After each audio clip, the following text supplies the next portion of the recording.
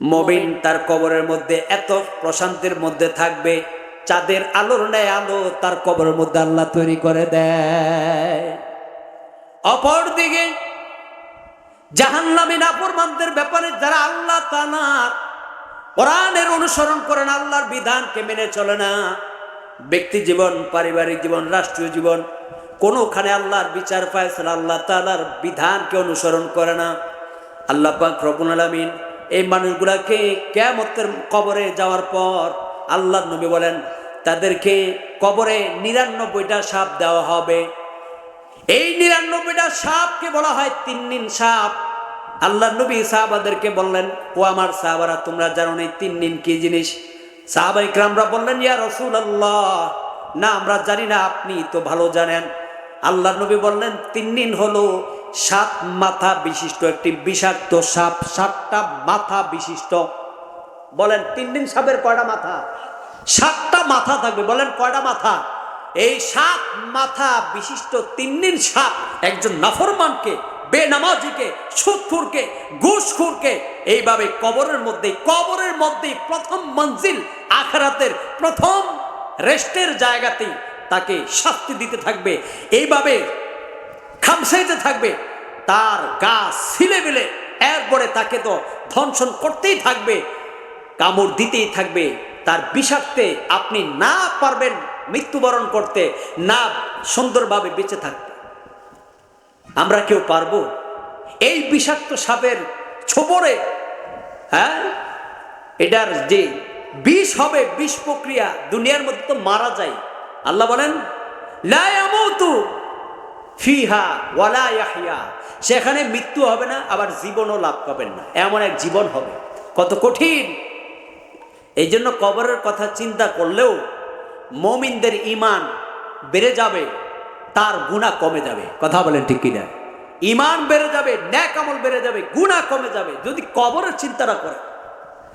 যখন দুনিয়ার বান্দা বান্দি গুনাহ করতে যায়, হায়রে না জানি মালাকুল মউত এখনই আমাকে স্পর্শ করে বসবে, ওই বান্দা যদি এই কথা স্মরণ করে, বান্দার থেকে গুনাহটা রিমুভ হয়ে যায়। সে আর গুনার যে নিয়ত করেছে, গুনার কারণে একটা সওয়াব আল্লাহ তার আমলনামায় লিখে দেয়।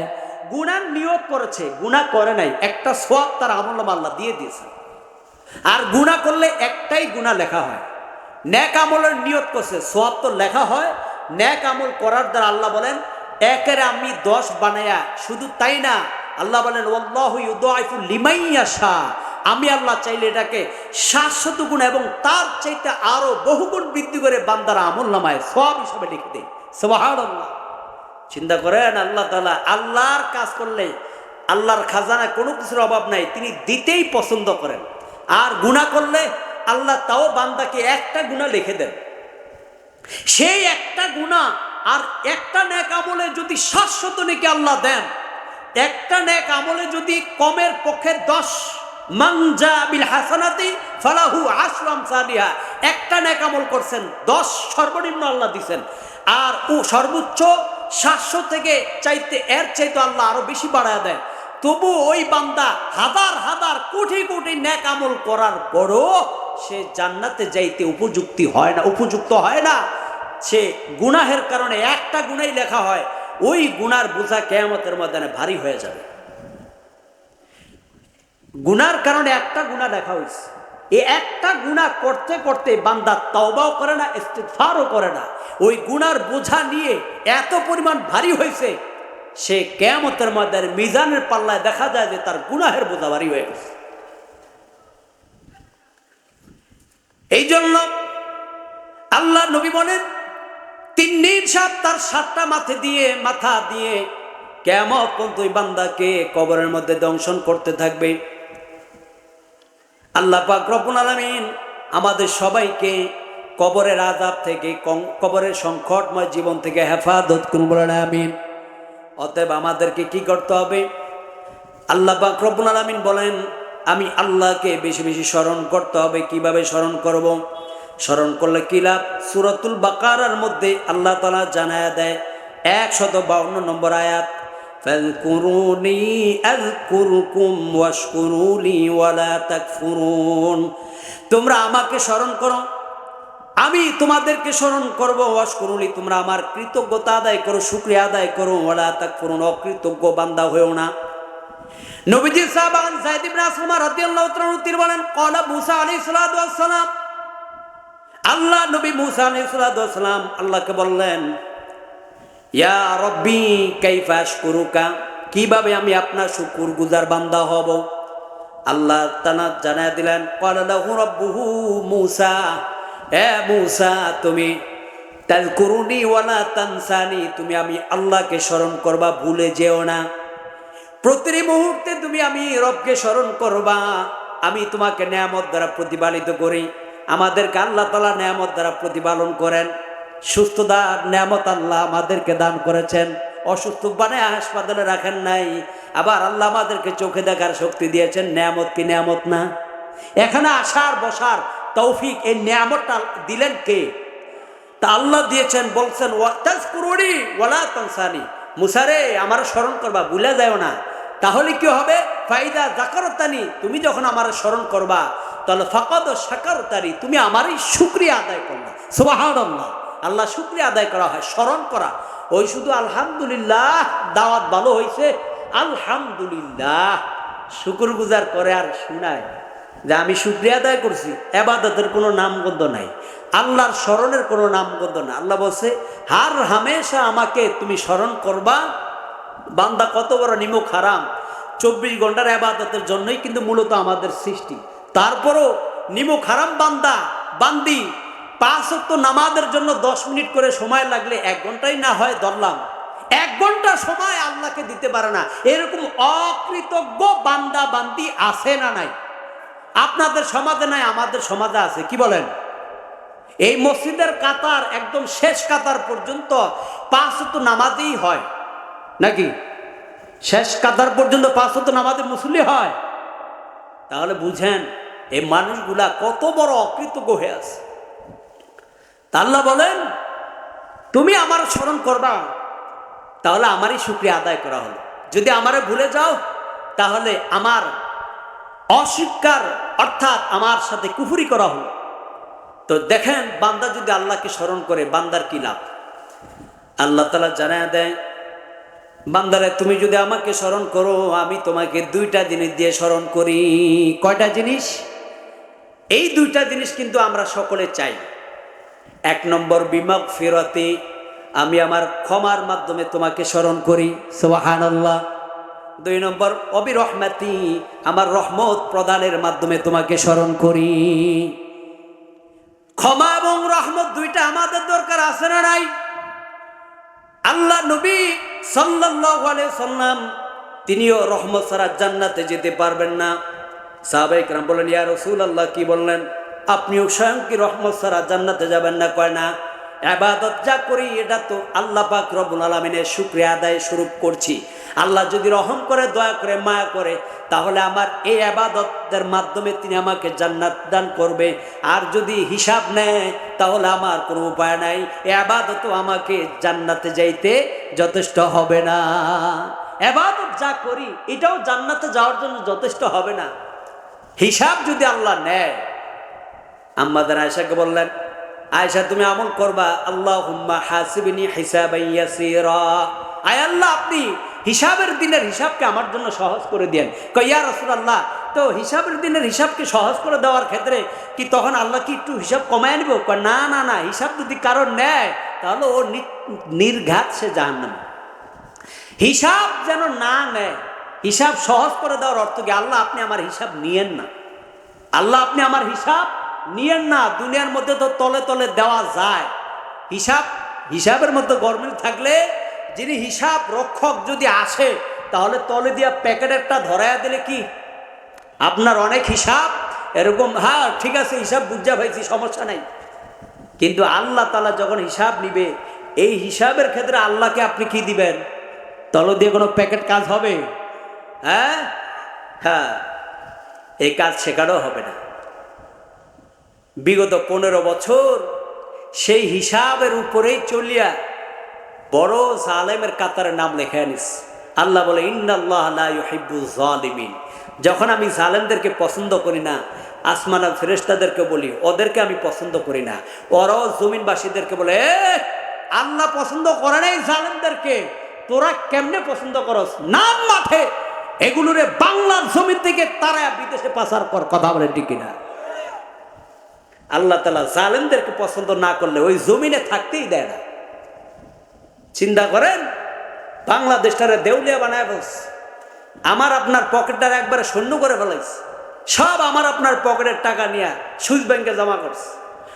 ডাক্তার ইউনূস তিনি চেষ্টা করছেন, আল্লাহ যেন তার চেষ্টাকে কবুল করে সকল অবৈধ সম্পদগুলোকে বাংলার জমিনে ফিরে আনার জন্য আল্লাহ যেন সহজ করে দেন, বলে আমিন। এবং যারা জালেমদের কাতারের নাম লিপিবদ্ধ করেছে, এই জালেমদের উপযুক্ত শাস্তি যেন বাংলার জমিনে হয় আমরা দেখতে চাই, এরপরে তাদের জন্য হেদায়েতের দোয়া করব।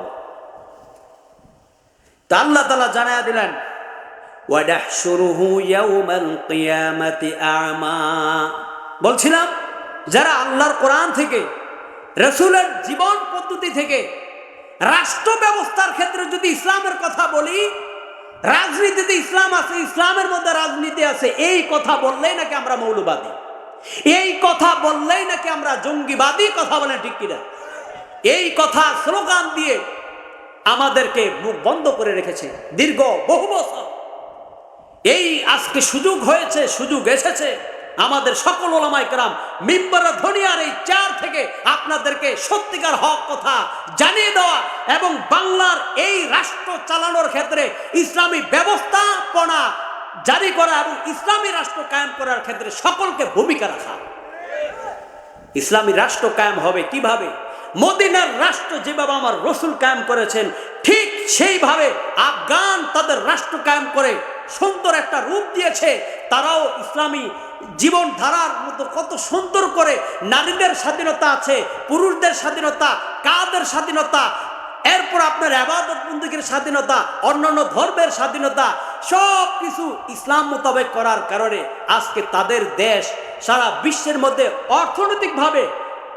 অর্থনৈতিকভাবে সবার উপরে উঠে গেছে। সুবহানাল্লাহ।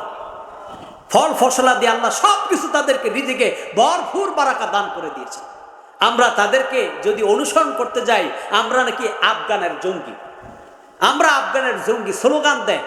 কারা দেয় জানেন? যাদের মধ্যে ইসলামের বীজ নাই, ধর্ম কর্ম তো নাই, মন চাহি জিন্দিগি দুনিয়ার মধ্যে আসি আর নাস্তিকতা পূর্ণ জীবন যাপন যারা করছে, এদের মুখে এগুলো শোভা পায়।